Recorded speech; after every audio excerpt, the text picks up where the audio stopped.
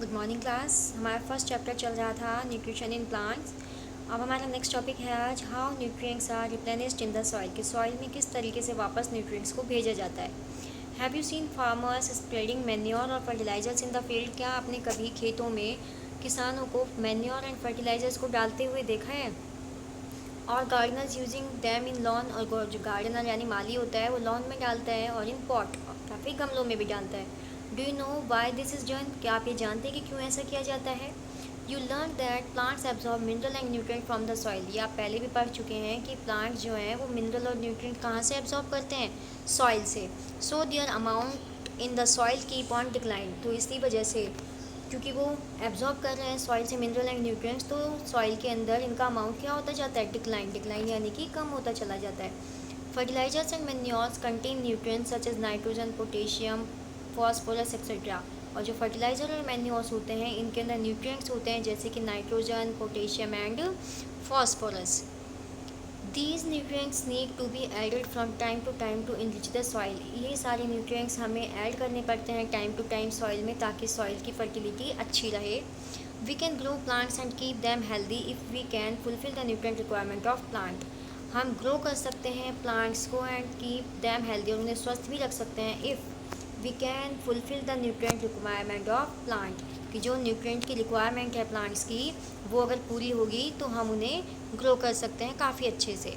Usually crop plants absorb a lot of nitrogen. जो usually crop plant होते हैं उन्हें ज़्यादातर नाइट्रोजन चाहिए होती है।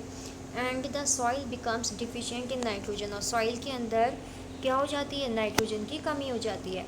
You learn that through nitrogen gas is available in plant in the air, plant can not use it in the manner they can use carbon dioxide. कि ये हम पहले भी पढ़ चुके हैं कि नाइट्रोजन गैस वैसे तो बहुत सारे अमाउंट में है एयर में, पर प्लांट इसे ऐसे यूज़ नहीं कर सकते जैसे कि वो कार्बन डाइऑक्साइड को डायरेक्टली ले लेते हैं। They need nitrogen in a soluble form. उन्हें जो नाइट्रोजन है वो किस फॉर्म में चाहिए होती है? सॉल्युबल फॉर्म में चाहिए होती है। The bacterium called rhizobium can take atmospheric nitrogen and convert it into a usable form. जो राइजोबियम बैक्टीरिया है ये क्या करता है? एटमॉस्फेरिक नाइट्रोजन को कन्वर्ट कर देता है यूजेबल फॉर्म में। But rhizobium can not make its own food. पर राइजोबियम खुद अपना खाना नहीं बना सकता। So it often lives in the root of grams. इसीलिए ये कहाँ रहता है? लीव्स, रूट्स में यानी जड़ों में रहता है। Gram, pea, moong, bean and other legumes के। यानी कि राइजोबियम बैक्टीरिया क्या करता है? इन प्लांट्स की रूट में रहकर अपना खाना लेता है वहाँ से, और उनके लिए क्या देता है? ये नाइट्रोजन को, एटमॉस्फेरिक नाइट्रोजन को सॉल्युबल फॉर्म में उन्हें प्रोवाइड करवाता है। In turn the plants provide food and shelter to the bacteria. ये प्लांट्स इसको क्या देते हैं इसके एवज में? वो इन्हें शेल्टर एंड बैक्टीरिया फूड देते हैं बैक्टीरिया को। दस हैव अ सिम्बायोटिक रिलेशनशिप। इसीलिए इनमें कौन सी रिलेशनशिप है? सिम्बायोटिक रिलेशनशिप है। यानी कि एक दूसरे को क्या दे रहे हैं? सहारा दे रहे हैं। एक को क्या दे रहा है? शेल्टर और न्यूट्रिशन दे रहा है, और दूसरा उसकी हेल्प कर रहा है उसके न्यूट्रिएंट्स को वापस रिप्लेनिश करने में। This association is of great significance for the farmers. और जो ये एसोसिएशन है, जो ये बॉन्डिंग है, ये फार्मर्स के लिए बहुत ही महत्वपूर्ण है। They can reduce the use of nitrogenous fertiliser when where leguminous plants are grown. वहाँ पर उन्हें प्लांट्स के अंदर फार्मर्स को नाइट्रोजनस फर्टिलाइज़र कम डालने पड़ते हैं। Most of the pulses are obtained from leguminous plants. जो ज़्यादातर पल्सेज हैं यानी दालें हैं वो हमें किससे मिलती है? लेग्यूमिनस प्लांट्स से ही मिलती है। लेग्यूमिनस क्या है? ये एक फैमिली है।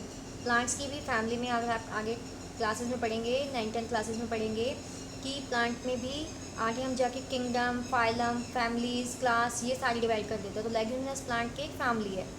In this chapter you learn that most of the plants are autotrophs. इस चैप्टर में आप पढ़ चुके हैं कि ज़्यादातर प्लांट्स ऑटोट्रॉफ्स ही होते हैं। Only a few plants are parasitic और सैप्रोट्रॉपिक। ओनली कुछ प्लांट्स ही हैं जो कैसे हैं? पैरासिटिक और सैप्रोट्रॉपिक है। यानी पैरासिटिक यानी कि जो दूसरों पर डिपेंड है खाने के लिए। They derive nutrition from other organism. ये अपना न्यूट्रिशन दूसरे ऑर्गेनिज्म से लेते हैं। All animals are categorised as heterotrophs. सारे एनिमल्स को हीटरोट्रॉफ्स ही कहा गया है। क्यों? क्योंकि ये अपने खाने के लिए दूसरों पर डिपेंड होते हैं। Since they depend on plants and other animals for food. क्योंकि ये अपने खाने के लिए किस पर डिपेंड होते हैं? अदर एनिमल्स पर डिपेंड होते हैं, अदर प्लांट्स पर डिपेंड होते हैं। Can we say that the insectivorous plants are partial heterotrophs? क्या हम ये कह सकते हैं कि इंसेक्टिवोरस प्लांट्स जो हैं वो पार्शियल हेटेरोट्रॉफ्स हैं। यस, क्यों नहीं कह सकते हैं, क्यों? क्योंकि इंसेक्टिवोरस प्लांट्स जो है वो दूसरों पर ही तो डिपेंड है, यानी कि वो इंसेक्ट को ही खाएंगे, वो खुद तो अपना भोजन नहीं बना रहे हैं, तो वो क्या हो सकते हैं? हेटेरोट्रॉफ्स हैं। तो स्टूडेंट्स, इस तरीके से आज हमारा चैप्टर कंप्लीट हो गया है। नेक्स्ट क्लास में अब हम इसकी क्वेश्चन आंसर्स को करेंगे, तो आप इसके क्वेश्चन आंसर्स को सर्च करके नोट डाउन करके रखिएगा, और जितना मैंने आज करवाया है उसे नोट डाउन करना अपनी नोटबुक के अंदर एंड लर्न करना। कल हम करेंगे इसकी एक्सरसाइजेस भी।